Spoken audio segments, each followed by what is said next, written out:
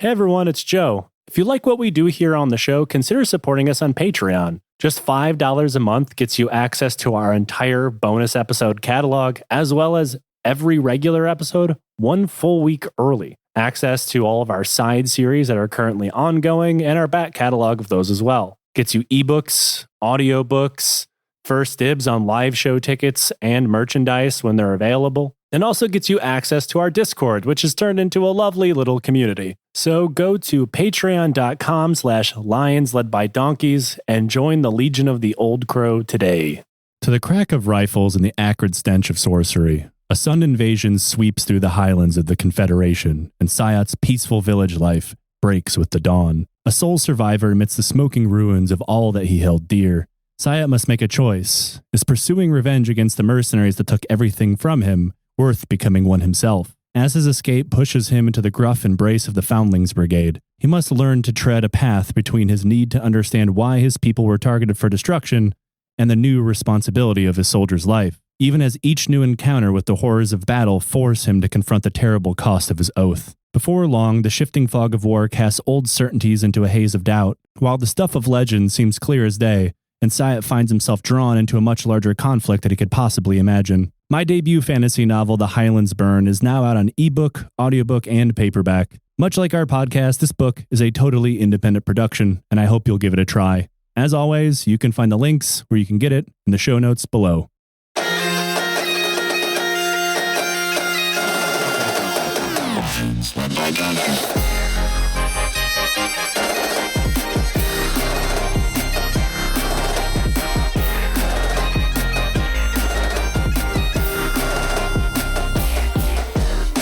Hello and welcome to the Lions Led by Donkeys podcast, the only military history podcast in the entire known universe.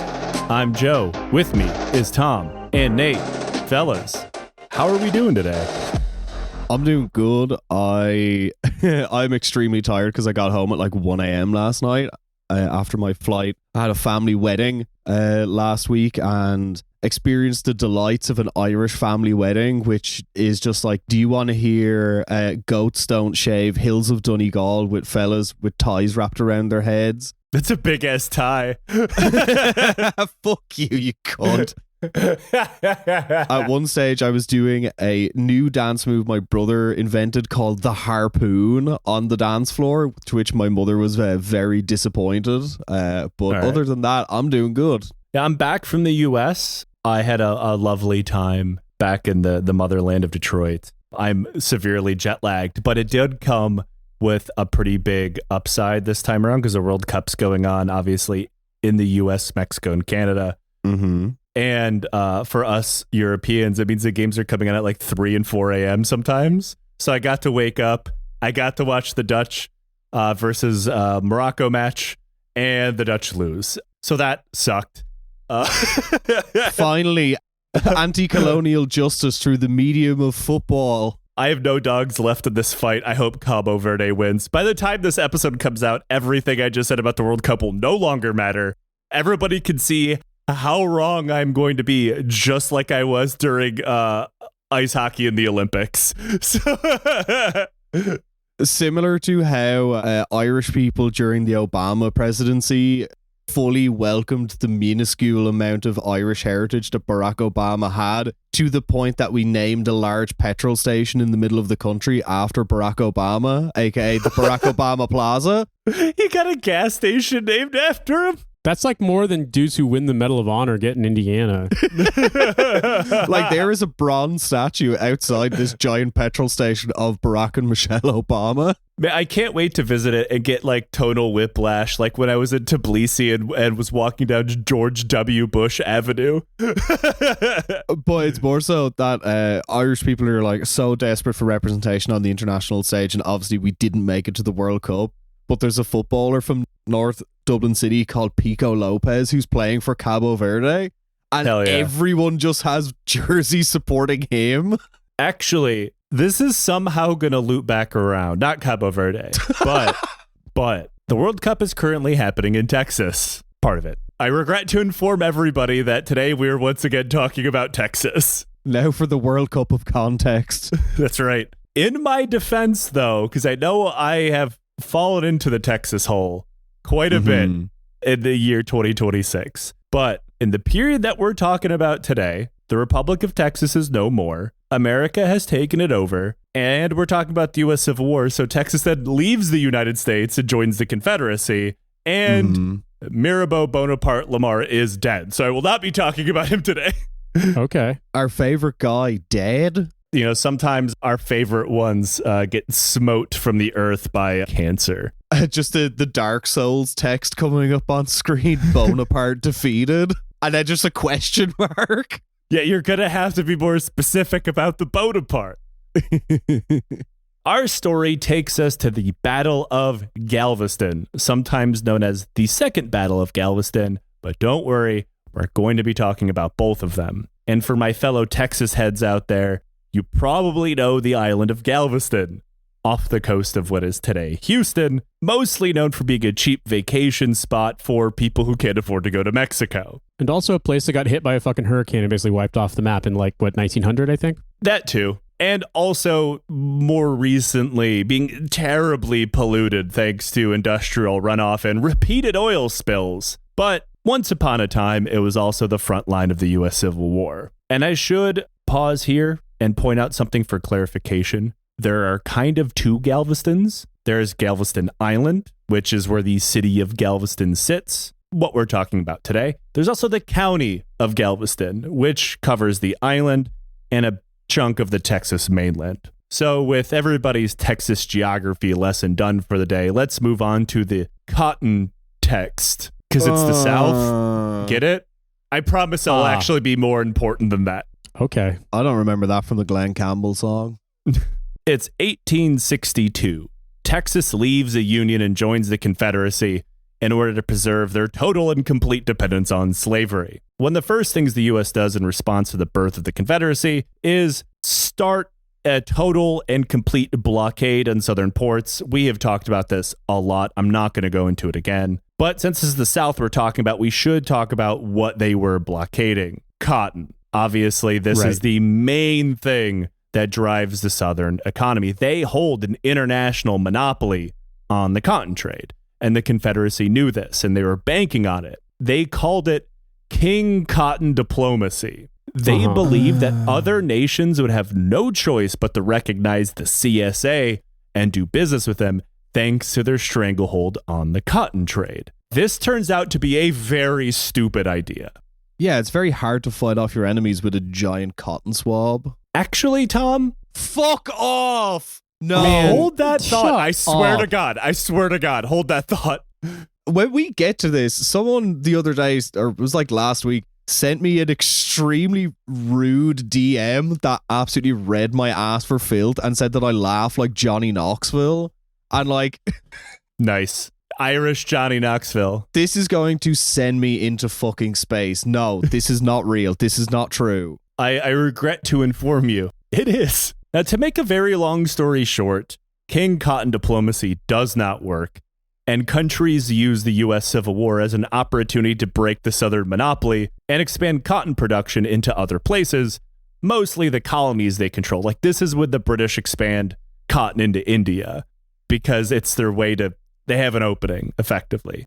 And eventually, the U.S. Navy blockade works to the point that 95% of Southern trade is stuck in the port. One of those ports was the port of Galveston, a huge hub of the cotton trade, and of course, resulting smuggling during the war to try to get out of the blockade. And Confederates knew how important this place should be, so they began digging in and order it protected from Union attack. By the time we're talking about, though, it's kind of understood that Galveston is virtually indefensible from a military standpoint, because if you look at a picture of Galveston, or if you've ever been there, it's not very big. The island of Galveston is quite small, and it's connected to the mainland by a bridge, just like it was back then.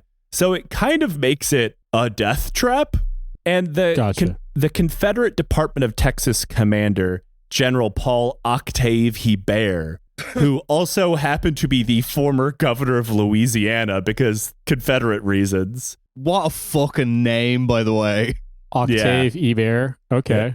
He is the one that's like, yeah, we should probably cut our losses and kind of abandon Galveston. Slowly, as the Union blockade settled in, more and more Confederate artillery and soldiers were redeployed away from Galveston. And when a Union fleet of 5 whole ships under the command of Commander William Renshaw rolled up on October 4th, 1862, all it took was a couple of cannon shots between them and the defenders, and a truce was struck. During that time, the Confederates evacuated virtually everything they could off the island and across the bridge onto the Texas mainland, and then the city surrendered to the Union. Nobody died. There was something of an argument about like, hey, we didn't say you could just take everything out of the city, but that was pretty much it. They didn't realize that cotton is not an offensive material. It's defensive. If you wrap your battlements in cotton, you can just like have the cannonballs just lightly bounce off it. Tom, you're getting warmer. Fuck.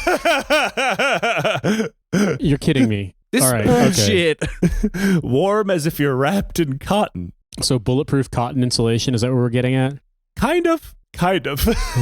Yes, we've invented racist Kevlar. But when I say fleet, these are quite small ships. Like the U.S. Navy isn't sending in battleships here. They're mostly considered ocean-going gunboats because a lot of the fleet, so to speak, involved in a lot of the Civil War is riverbound. Like they can't go into blue water. And that's something that the Confederates would deal with not so great during the war, but it's also not thought of as a position that's really worth fighting too hard over. The Union eventually sent ashore an occupation force, but the force they sent ashore also underlines how kind of sideshow the whole venture to take Galveston was. Their occupation force is 250 men from Massachusetts. That's it. Okay. The naval doctrine of, if it's the color of mud, you're all good. Like I said, Galveston is not very big. It's only about 27 miles long and 4 miles wide at its widest point. So the Union believes this is probably good enough. It's not as though the Texas front of the Civil War is popping off. Like there's no major military engagements whatsoever in mainland Texas. Galveston's about as close as it gets. Hebert looked like a real idiot though, and then got fired, but not for this. He actually went on to commit horrific war crimes. Of course. Now that normally doesn't get you fired if you're a Confederate or a Union man, to be fair, but he committed them against Texans. White Texans. Aha. Oh no, not the most oppressed people on the planet, white Texans. That's right. Specifically, because of him, we have an incident known as the Great Hanging, which is exactly what it sounds like. He ordered dozens of men to be strung up for opposing the Conscription Act, conscripting white men into the Confederate military. And he hung them with the accusation that they were all Union sympathizers actively organizing against the Confederate state. The Confederate state of Texas investigated this and found none of this to be true. While they did oppose the Conscription Act, it was mostly based on the fact that they did not want to join the military. And that being said, there was actually quite a pro-Union anti-slavery element within Texas at the time. It just wasn't those guys.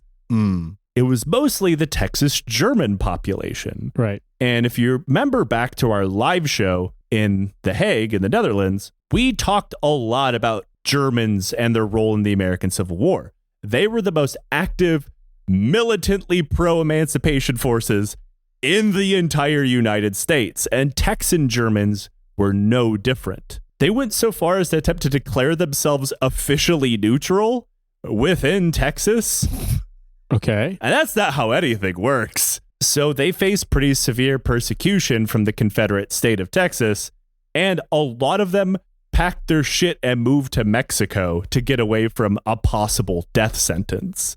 Hey, I'm going to ask, what do you think a 19th century woke Texan German would sound like? Karl Marx, because Karl Marx wanted to become one.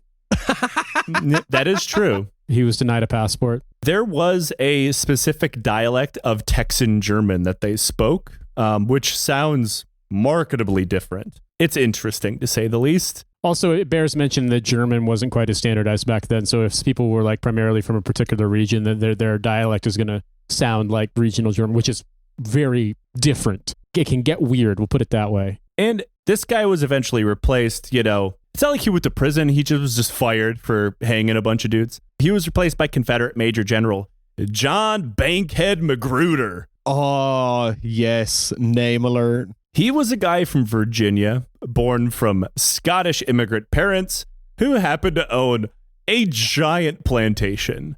But don't worry, though. His dad was so bad at running his plantation, he racked up so much debt that a judge even repossessed his slaves. I'm sorry. This is really fucked up. I'm really sorry. Like, there's an extent to which I just can't believe that's possible. But I guess when you think about sort of property law and whatnot, okay, I understand it. But still, like, we've repossessed your slaves. Yeah, they got to send out their Virginian slave repo, man. Exactly. Yeah.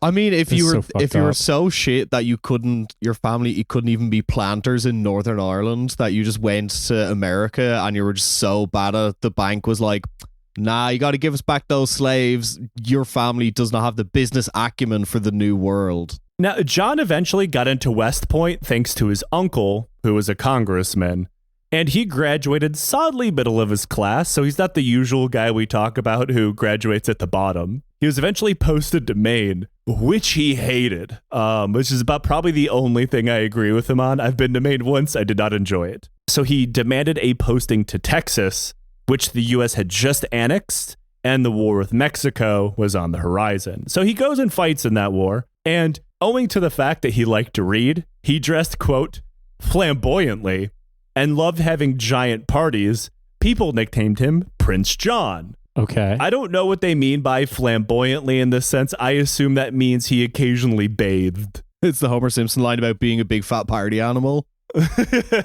How one describes it, because like you said, it can be, oh, this person took the mildest bit of personal care, or it could be they're like, I want to dress up in the style of Frederick the Great or something like that. I want to wear a Prussian uniform everywhere I go, despite it being way too hot. It can be any of those. I like to believe that he refused to go into combat unless he was wearing a privately tailored all linen military uniform.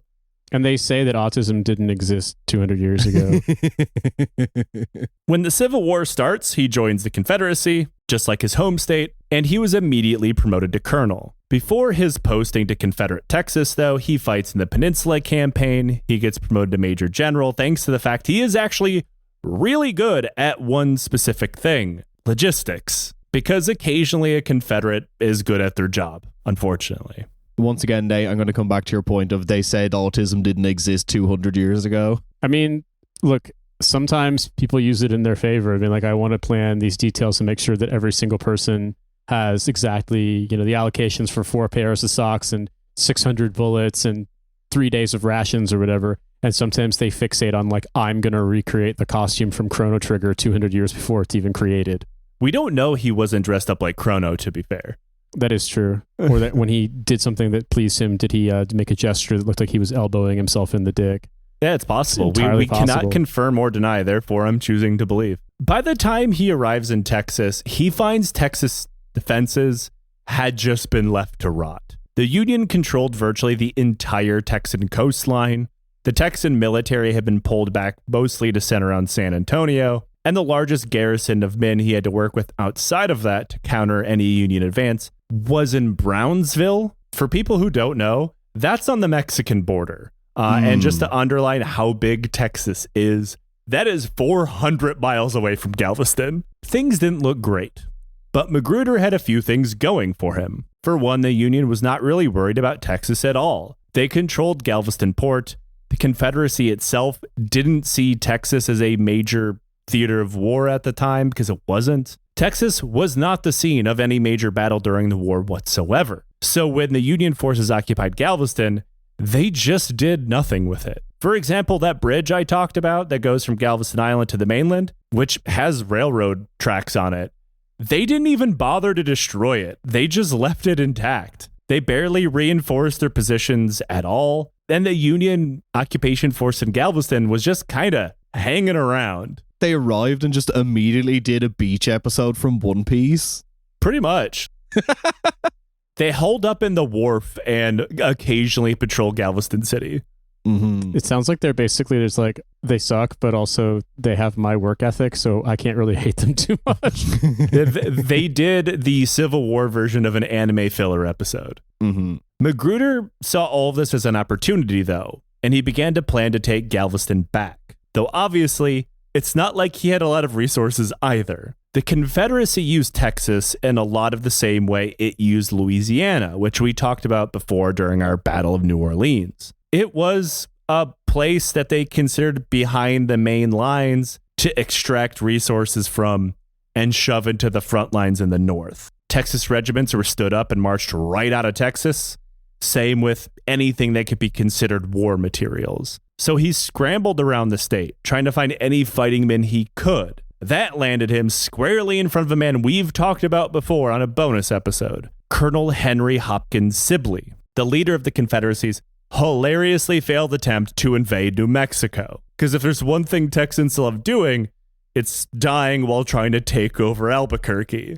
Right. This episode and his campaign was from a few years ago, but here's a short refresher for those at home. Sibley was a U.S. Army officer prior to the war, and he invented a tent known as the Sibley tent that the U.S. Army would use all the way up until World War I. This is something that Sibley never made a fucking cent off of due to the fact, first, he was an officer in the Army and couldn't benefit from it, and then he joined the Confederacy, which allowed the government to stiff him on the bill once he became a civilian. Mm-hmm. He tried to sue the government and failed, so yeah, that's kind of funny. Then he convinced the Confederacy that invading New Mexico was a good idea. He slapped an army together out of men not otherwise needed for the war effort, meaning dudes so old or kids so young or people so fucked up that they were considered unfit for service in the Confederate military in the 1860s.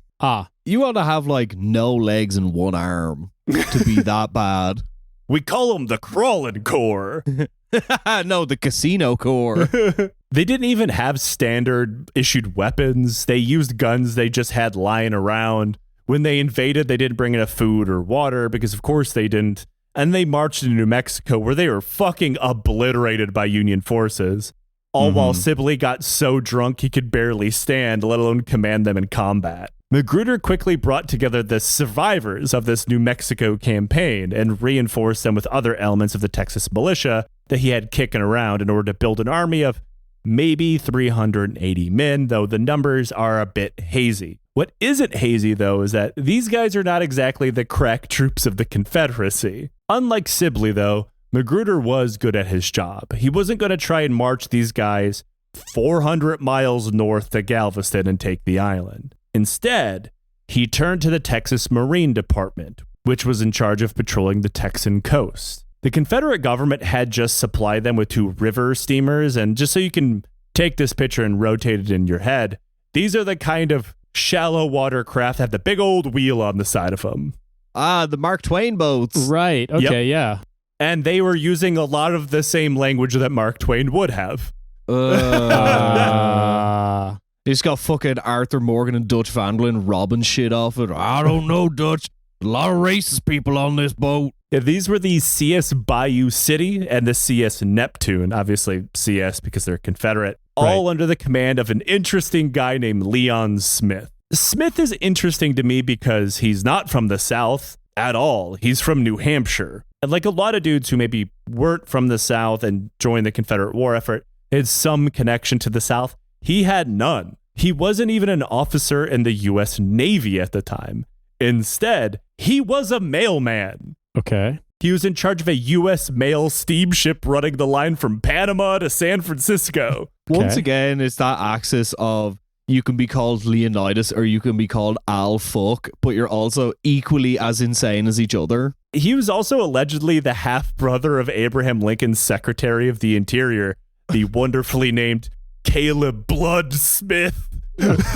God, I love these names, man. It's so great. Going to get invaded by Captain Postman. Like, what the fuck? Yeah, we really have no idea how Leon Smith ends up being a naval commander for the Confederacy. It sounds like you could just show up and do it if you wanted to.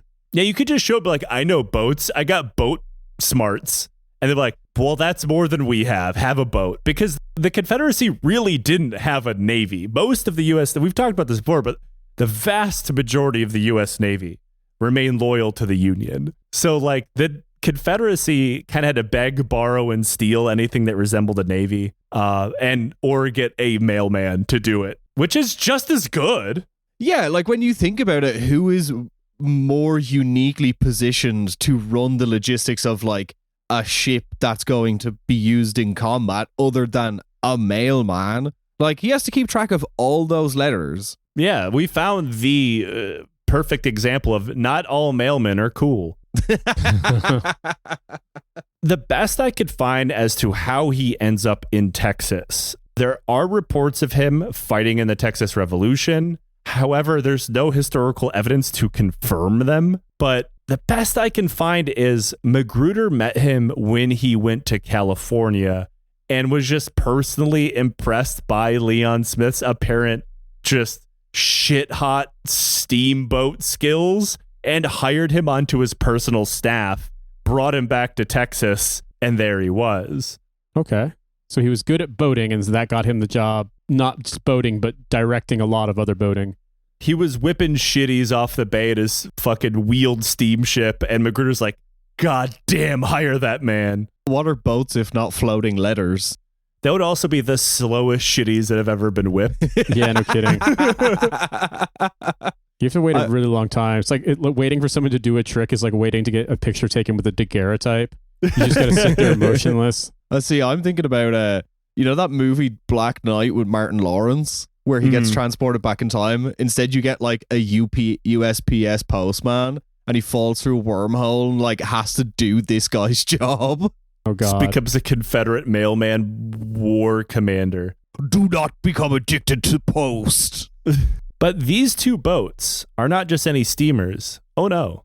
We've talked about ironclads during the U.S. Civil War before, but don't get your hopes up. These aren't ironclads. Magruder looked around Texas, a place with virtually no industrial capability at all, even for the Confederacy, and recognized that there was no way he was going to get enough kind of metal of any kind smashed into the right shape to armor these fuckers. That's out of the question. And since he planned on loading hundreds of men onto these ships, leaving them unprotected was equally out of the question. But there was one material that Texas had plenty of. He could slap onto the side of these bad boys. Cotton. Okay. Fucking quitting this show. I hate this shit.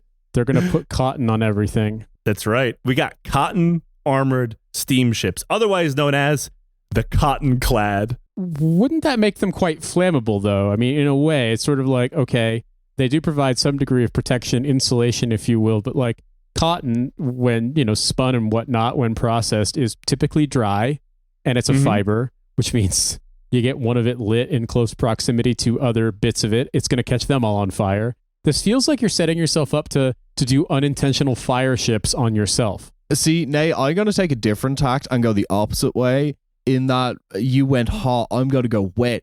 Cotton absorbs so much water that if it gets wet, you are fucked if you've covered the entire boat in it. I will say those are both legitimate concerns. Okay. However, guys, I feel like we're all probably wearing cotton shirts right now, or some blend. If I shot you right now, would it go through your shirt? Yes. Yeah, the same thing's going to happen to these ships. So I assume they're not like packing like super dense quantities of cotton onto this. They're just like doing like a smattering. Oh, no. So it's whole bales. This is from the article Fire Over Texas by R. Thomas Campbell. Quote, workers stripped off Bayou City's upper cabins and pilot houses, and cotton bales are placed on their sides and stacked 3 tiers high. Another row 2 bales high backed these and provided a fortified firing platform for sharpshooters.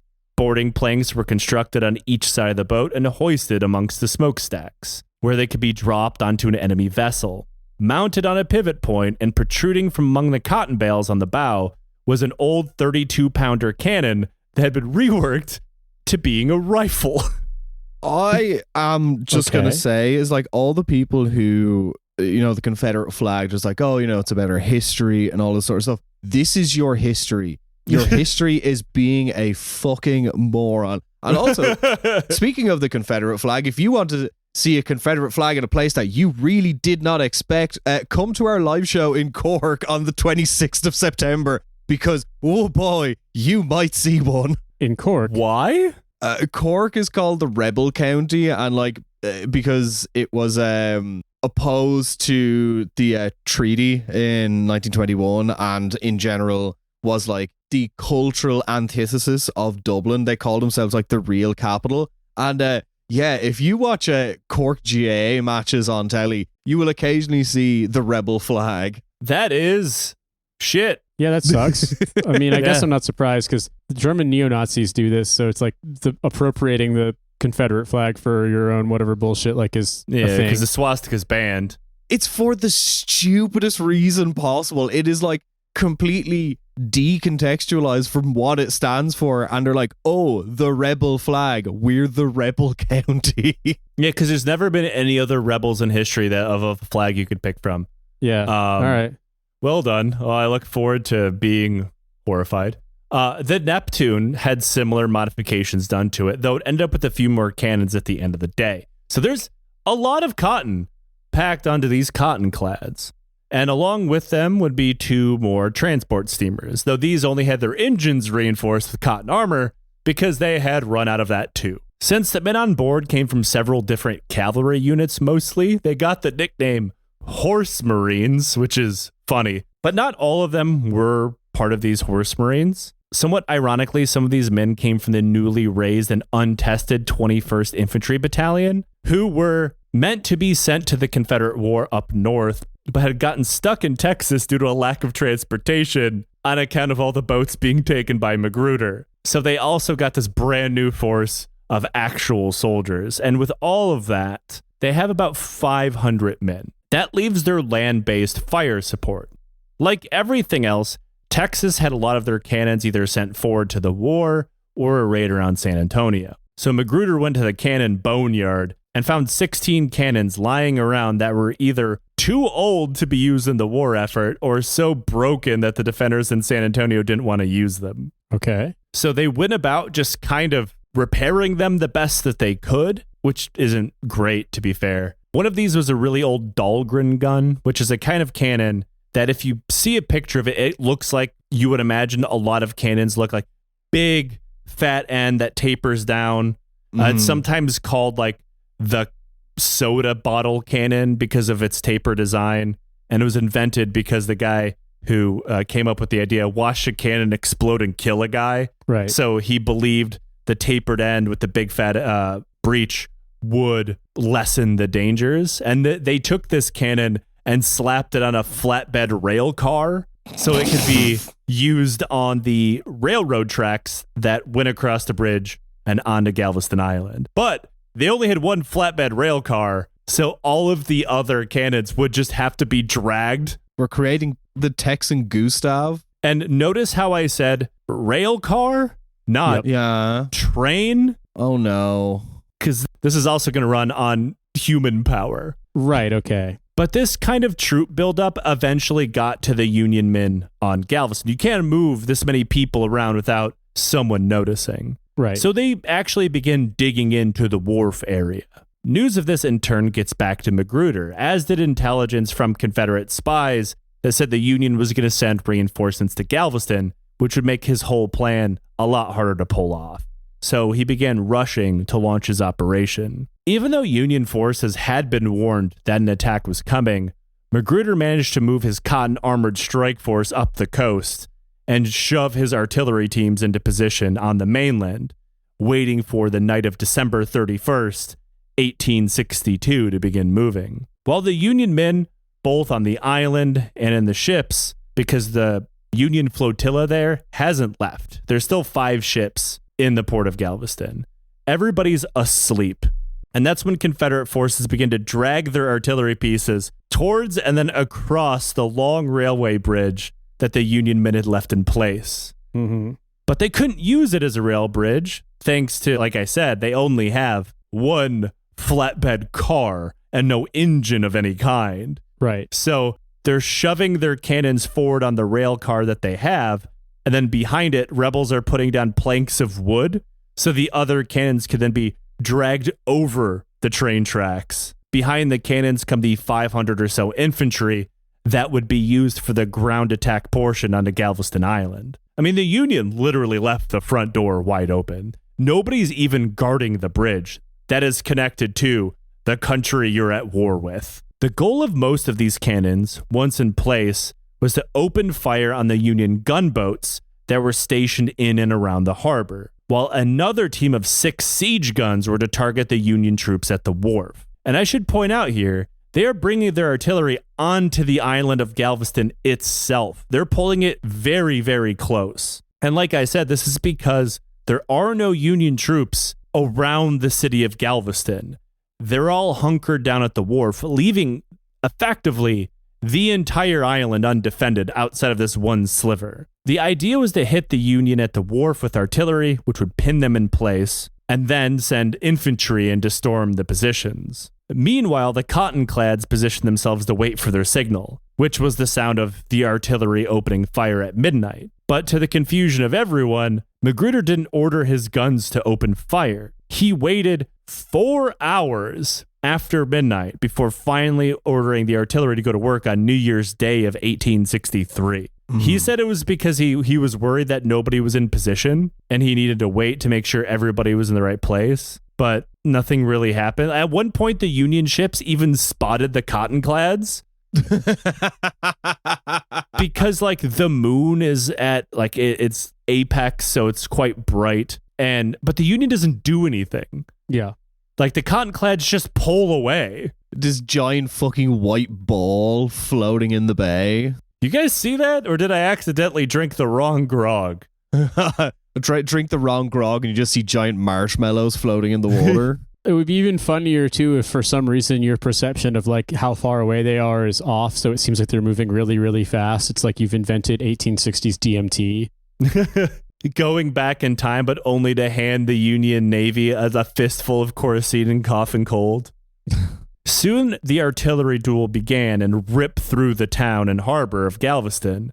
And once the Union men realized what was going on, they began alternating, returning fire with solid shot and canister rounds at incredibly close ranges, because that's how close the Confederates dragged their cannons. They could just start out firing canister rounds. Mm-hmm. Now, it turns out canister shot was not something the Texans had. You know what they also didn't have? Trained artillery crews. Whoops.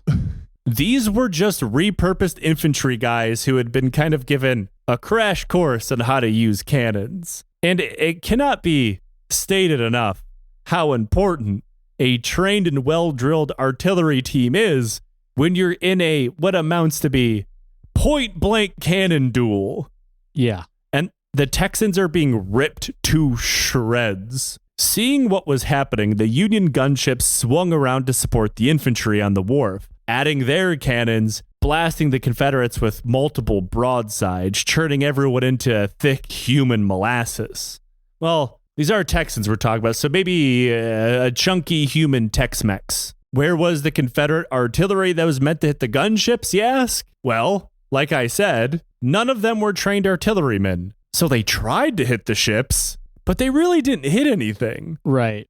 Okay, so they were sort of making noise to show they were giving it their best attempt, but they weren't actually launching large cannonball in such a way as to hit something. Yeah, hitting a moving target is quite hard. As hitting any target with a cannon is actually quite difficult.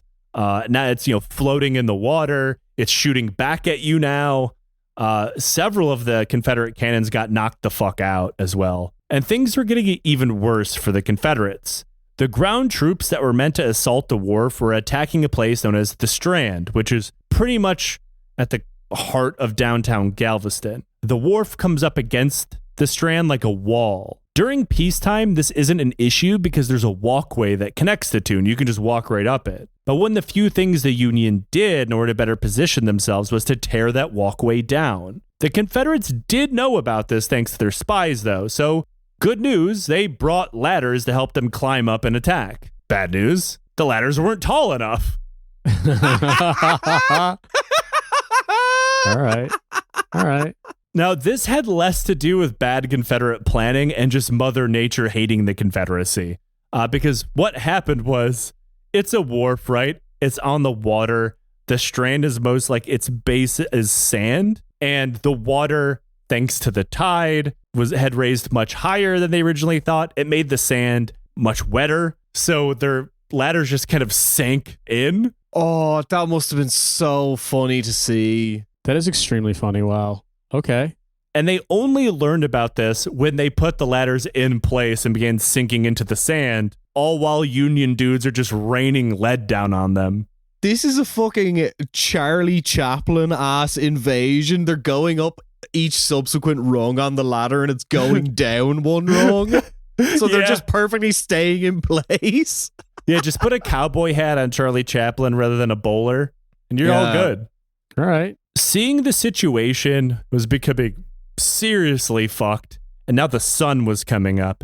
Magruder ordered his forces to pull back into the town and stop attacking the wharf. And then the ride of the Cottonclads began. Okay. So their mission was to directly fight the Union ships. They charge right at the Union gunships, firing their cannons as they go. Remember, they're lined with sharpshooters too. Their sharpshooters start firing at the Union ships. And these are comparatively small gunships, so this kind of thing can work. The USS Harriet Lane was hit badly. And then as the CS Bayou City readied for the killing blow, they brought their cannon to bear. The cannon exploded and vaporized several Confederate sailors. But the ship just kept going. Yeah, kind of sucks to suck, I guess. Yeah, I love the idea that like the ship just a mushroom cloud forms at the very front of it. And, you know, these guys are definitely blaring Freebird from a boombox, just screaming towards their target, because at least 2 guys are killed by this, and it doesn't even slow them down. They're surrounded by sharpshooters as well, so a lot of them get wounded from shrapnel from the cannon exploding. I mean, the CS Bayou suffering the same fate as the members of Leonard Skinner is very funny. I knew I shouldn't have taken the steam wheel powered plane. Damn, I guess our steam powered plane ran out of steam. We're just going to have to go down wherever. Swamp. It's always a swamp.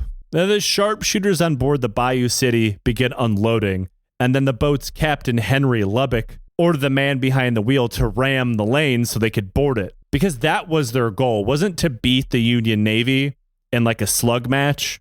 It was to charge at them as fast as they can and try to board them. And I know what you're thinking.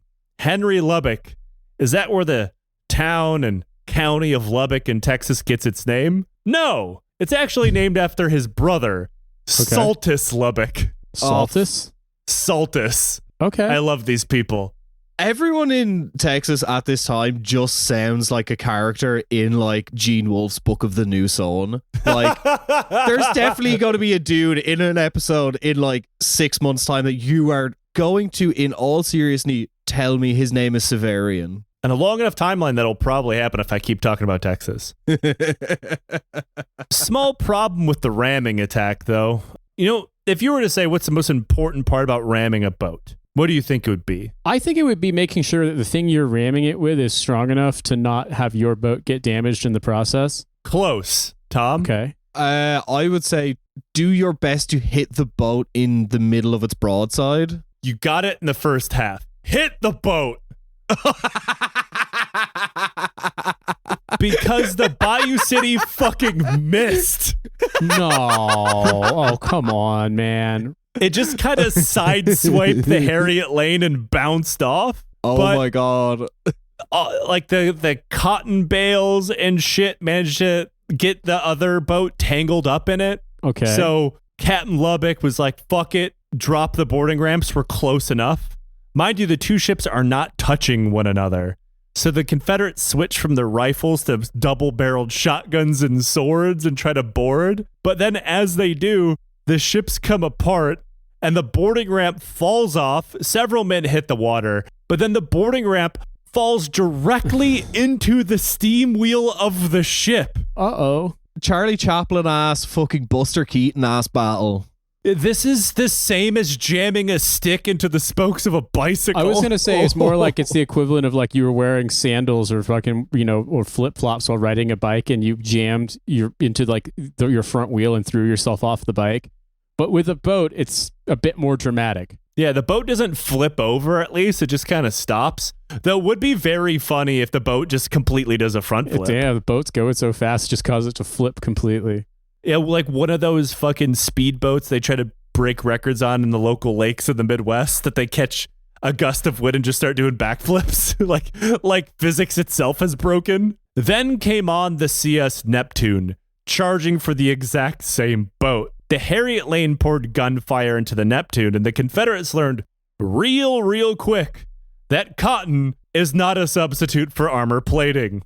Oops. The shots tear straight through the cotton bales, sending a mix of cotton fluff, wood splinters, and human remains flying into the air. Also, it's like, obviously it's not going to be bleached cotton, but the fact is it's still going to be a general kind of beige color. So every time you score a hit on this boat, it's going to look like the boat is alive and is bleeding.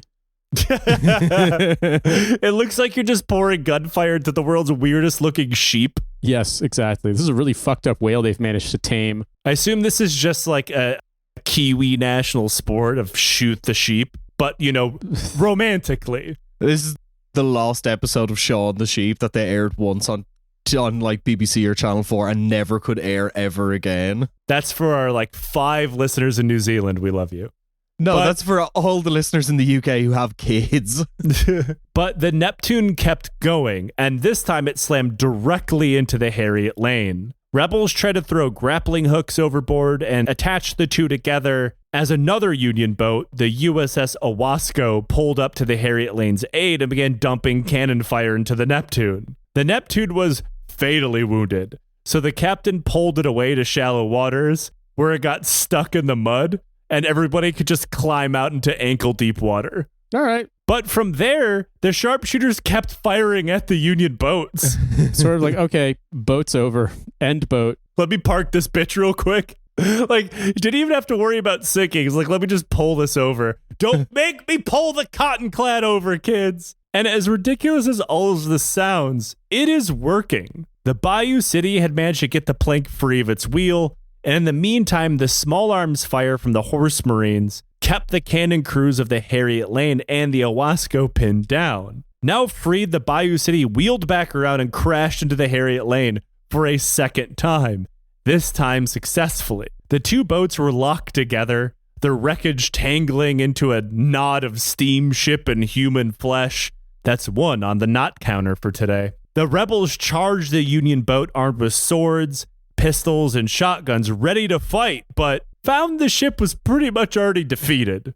Yeah. Union soldiers, captain included, lay all around the deck, dead from rounds they had taken from the sharpshooters. A random Union sailor crawled out from behind cover and surrendered the boat. Then the Owasco began firing on both of the boats, which were now locked together. Rebels tried to use the cannons on the Harriet Lane, but found the boat leading so badly to one side they couldn't aim. Instead, they opened fire with the rifles once again, and the Owasco escaped. You might be wondering, there's supposed to be 5 ships in this Union flotilla. Mm-hmm. Where the fuck is everybody else? Did they get lost? Namely, where's its flagship, the USS Westfield, and the flotilla's commander, Commander Renshaw? Well, he tried to sail into battle, but he got stuck in the fucking mud and had been there ever since. Right. Okay. This is where shit gets really weird, though. Captain Lubbock and 2 other men got into a rowboat and just paddled over to the nearest Union gunboat, climbed aboard, and demand everybody surrender. Like everybody, the whole flotilla. Okay. Though he was nice enough to point out that, we don't want to keep you as prisoners. You can keep one of the boats and fuck off, but just get out of Galveston. The captain of that boat told him, well, I don't have the authority to do that. I have to ask my commander, Renshaw. Lubbock agreed, and the 2 men shook on a 3-hour truce to figure it all out. Okay. Now, while this was happening, the Confederates began pulling the Union dead and wounded from the boats and onto the shore. The wounded, at least those that could be saved, were brought in for treatment, and the dead were given a proper military burial. This is when one Confederate officer, Albert Lee, noticed One of the fatally wounded men was Lieutenant Commander Edward Lee of the U.S. Navy, his own son. Oh, God. His son, being in the Navy, remained loyal. Neither man knew that the other was present at the battle. Edward Lee died in the arms of his own father, who played a role in his death. Oh, that's Greek tragedy shit. Yeah, this is dark. Meanwhile, at the wharf, the Confederates also demanded a surrender from the men stationed behind the walls. Now, the men there had a strong position. They had been fighting off the Confederates largely without a problem. But then they looked out into the harbor, and they saw white flags flying from the Union flotilla. Now, the flotilla hadn't surrendered, but the flag was meant to show the Confederates that they were observing the 3-hour truce window that Lubbock had given them. Yeah. But the infantry captain didn't know that because nobody had told him. He assumed the U.S. Navy had surrendered, leaving him and his men completely alone on Galveston with no way to get out. So he said, fuck it, and surrendered to the Confederates. Okay. By 7 a.m., the 3-hour window closed, and nobody had heard a single word from Renshaw. Wait, they just forgot to respond to the deadline? He had been busy just kind of losing his mind. Okay. I mean, relatable, but... just like me, for real. I feel like it's about to get worse. A lot worse. His boat had been stuck in the mud ever since the battle began, like I said, and he refused anyone permission to surrender. Instead, he ordered everybody that could to pull up anchor and get the fuck out of Galveston, which, to be fair, is exactly what the Confederates were asking for anyway. They obviously also wanted to capture the Union ships because, you know, the Confederates their ship wallet is running low here. Yeah. But they'd probably also be fine with this, right? Like, whatever, we still win either way. And he calls for a transport ship to pull up to the USS Westfield. He orders everybody off other than himself and his first mate, and he prepares to blow his ship up so it doesn't fall into Confederate hands, because it's clear he's not getting it unstuck. Normally, this kind of thing is done with a timed fuse shoved into the magazine, right? But Renshaw didn't know how to set a timed fuse. So he came up with a plan B, which also happened to be just about the worst thing he could have done. Yep. Now, we've talked a bit before every time we bring up the Union blockade that a lot of these ships carry turpentine. Now, the turpentine is used to throw into the boilers because it burns explosively. It makes the ship go way faster, right? Okay. So he takes all of that turpentine, he dumps it all over the deck of the ship, leading back to the magazine and back to the boiler. Then he lights it on fire while he's walking over to the transport that was meant to take him and his men away. What Renshaw didn't know is that turpentine burns faster than that ship and himself could get away. Within seconds, the Westfield explodes into a mushroom cloud as the magazines go up. The explosion is so large, it destroys the transport ship that was pulled up next to the Westfield, killing everyone. Oh my God. This explosive-based whoopsie accounted for almost all of the Union losses during the battle. Holy shit. So for the want of not letting the ship fall into Confederate hands, it's like, let's just murder-suicide ourselves? Yeah, let's invent the Union's first suicide bomb, but also fail in doing that. Yeah, Jesus Christ. Lubbock, looking at the explosion, was completely and utterly confused, having no idea what the fuck could have happened. Then he watched as the surviving Union flotilla pulled up anchor and began to run away so fast, they didn't even bother to take down the white flags they were flying. So he ordered his ships to chase after them. He ordered his artillery to open fire, but the Union ships were very easily able to get away because the Confederates didn't have any ocean-going blue water ships with them. They couldn't chase them into open water, and their artillery hasn't hit shit all day. After 6 hours, Galveston had fallen back into the hands of the Confederates, where it remained until the end of the war. And this is also the lone victory of the cotton-clad war steamer, because this is not the only time that this would be used, but it's the only time it was ever used arguably successfully. It's so weird, man. It's just so fucking strange. It's a concept so incredibly stupid, it had to work out at least once, I guess. Yeah, fair enough. I could respect that in some way. You know, this is like the Bob Semple tank of the 1860s, except it saw combat and had the same end result of someone, you know, fired a pistol at the Bob Semple. Yeah. You know, the Kiwis said, we have a lot of aluminum siding and a tractor. We got to make this work. And the Confederates said, we got a steamship and a bunch of cotton. Let's see what happens. And it turns out a cannonball cuts right fucking through that shit, which I really feel like they should have known about in the first place. But hey, sometimes you just got to try it, you know? Wrap your car in cotton, you know, for reasons. I guess. Wrap your boat in cotton. Wrap your whatever thing you want to protect in cotton. We'll make it work somehow. It'll at least be warm. The end. Okay. So, fellas, how do you feel about the Battle of Galveston? Everybody in this episode is absolutely dumb as fuck. Yeah, this is so fucking stupid. Like, I guess I feel as though I haven't really been able to react with my normal pace because it's just like, I don't know what to say to this. I genuinely don't know, like, how do you respond to something that just everything keeps not making any sense? You're like, yeah, we'll just do it anyway. Like, do the dumbest thing you can think of. The Union absolutely snatching defeat from the jaws of victory by blowing themselves up. Like, to create a mushroom cloud, the explosion was like so strong that like Lubbock probably like his fucking eyebrows were at least a little bit singed. His hair pulled back, smoke gently rising from his cowboy hat. Yeah, this is one of those episodes where it's an arms race of who can be the worst. And I think it's only the second time we've ever talked about the Confederates winning. The first being the Battle of the Crater, which was probably in our first year of being a show. You got the Union not doing fuck all with Galveston, not destroying the bridge, which is the first thing any military would do because they're not launching an offensive onto the Texan mainland. You got the commander getting his shit stuck in the mud. It's incredible. I mean, the Cottonclads speak for themselves. Yeah, no it's just all around. Everybody's posting L's, and eventually someone's got to win, you know? Someone has to post the capital L. Yeah. You know, if you just keep throwing people into a meat grinder, someone's got to win. And obviously Magruder was the better commander here on the kind of like he didn't get, I don't know, stuck in the mud and unable to do his job and accidentally blow himself up. Yeah. But, you know, such as Galveston. But folks, fellas, we do a thing on this show called Questions from the Legion. If you'd like to ask us a question, support the show on Patreon. I think it's worth your time and money. And when you do, you can ask us a question on Patreon or in the Discord, which you'll also have access to, and we'll answer it on the show. Or failing that, wrap your question in cotton and run it directly into gunfire. Today's question is, what is a thing that you say that has nothing to do with your accent that gives away where you're from?